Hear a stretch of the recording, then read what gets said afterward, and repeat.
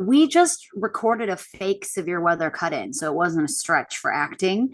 And we just ran the lines a few times. We built our own graphics to mimic real severe weather events that the storms are based off of. In my portion of the movie, they actually took what I used for my audition. So I auditioned and made a severe weather map and just read the lines. And I guess they liked that version better. So they used that for the movie.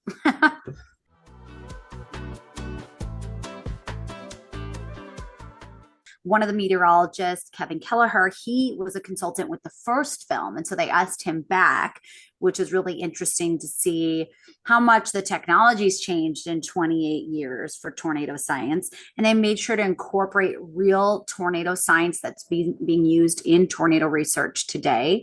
And you see that in the film, like phased array radar. So that's a real thing that's ongoing, which is exciting.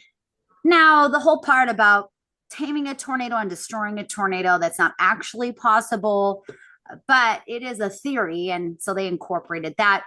I spoke with Rick Smith of the National Weather Service here in Norman. They played a big role because in the film, you see a National Weather Service in New York City. Well, that they based that off of the Weather Service here, and they had a lot of Weather Service employees in the background. And they also worked with the actors to give them a tornado boot camp.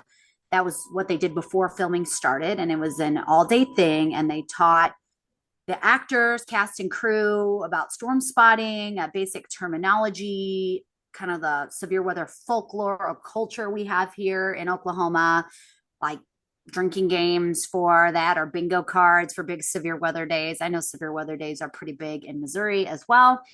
And they just helped them out with any questions they had, and also about severe weather safety, because the filming happened during storm season, peak storm season in Oklahoma. And a lot of these people were from California, had no idea where to go.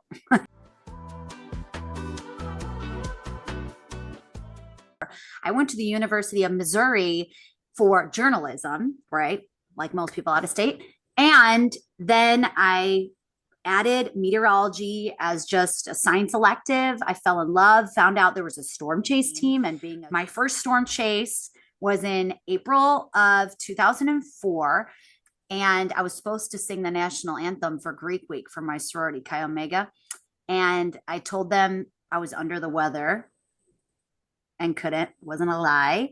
And I went out and saw my first tornado outside of Tulsa. And then my second storm chase was on May 12th of 2004. And I ended up seeing 5 tornadoes. And I was only a freshman, so the upperclassmen did an awesome job. This was before you had all the weather apps on your phone. Like we had to drive up next to a hotel just to bum their internet to look at the storm prediction center, or go to Best Buy and look at their computers to look up the storm prediction center. So it's truly like basing it off of science and finding your target. And so they did an amazing job. And then I was hooked. So she taught me all of my foundation. I was an intern with her, and then that turned into a part-time job at KMIZ TV, and I was on air before I graduated. But she was so patient with me. I mean, when we all start out, we're green, we don't know what we're doing. She was so patient. She took her own time away from her family to give back to other students like me.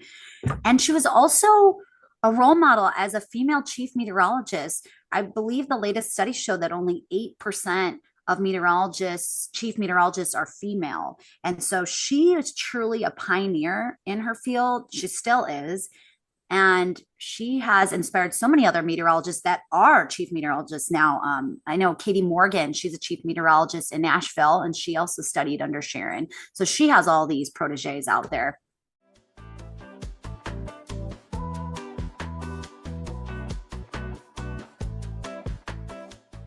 Yes, Rick Smith, the warning coordination meteorologist at the National Weather Service in Norman, said that after Twister came out in 96, they saw their OU meteorology enrollment triple. So I have a feeling there will be, at the very least, more storm chasers, which we do not need, because now that everyone has a phone, they can get a weather app and they think they can storm chase, and the roads are crowded. That's the most dangerous part of storm chasing now. are other drivers by far. It's not the tornado, it's that. Because the roads are getting crowded in these country roads. Hey, we'll take more tornado research scientists, we'll take more meteorologists. That's great.